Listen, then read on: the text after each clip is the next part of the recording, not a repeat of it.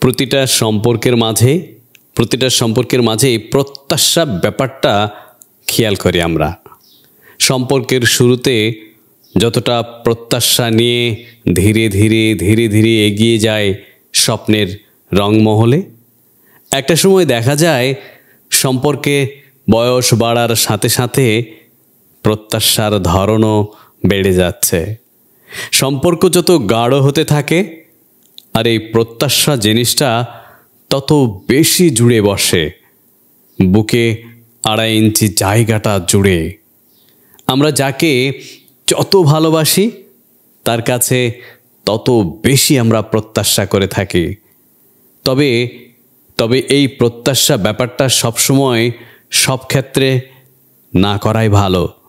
এই যে সম্পর্কের মাঝে অনেক সময় দেখা যায় প্রত্যাশা আমাকে আপনাকে অন্যায়ভাবেই সায় দিচ্ছে। এই অন্যায়ভাবে সায় দেওয়া অপর মানুষটির কাছে সেই বিষয়টা ভালো নাও লাগতে পারে। তখন দেখা যাচ্ছে আপনার প্রত্যাশার জায়গায় অপূর্ণতার কালিতে লেপ্টে গেল। দুজন মানুষের মাঝেই তৈরি হলো অভিমানের জমাট বাঁধা মেঘ। আর জমাট বাঁধা মেঘ থেকেই কিন্তু হঠাৎ বৃষ্টির কারণেই কত সম্পর্কের কবর হয়ে যায় অপরিণত অবস্থায়।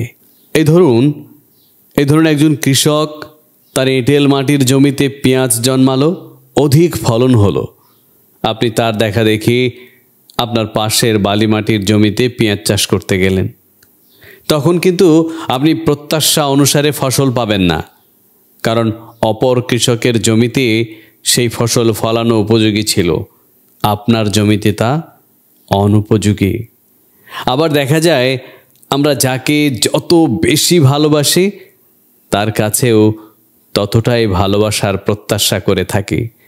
এটাও কিন্তু ভুল, এটাও অনেক ভুল। ভালোবাসার আর ভালো রাখার ক্ষমতা সবার একরকম থাকে না বলেই একইভাবে প্রত্যাশা করা উচিত নয়।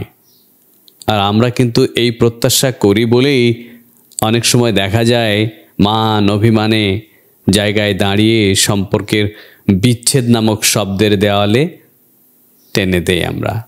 তাই আসুন প্রত্যাশার দেওয়ালে চিহ্ন এঁকে দেই নিজের জায়গায় বালির ন্যায় বিন্দু।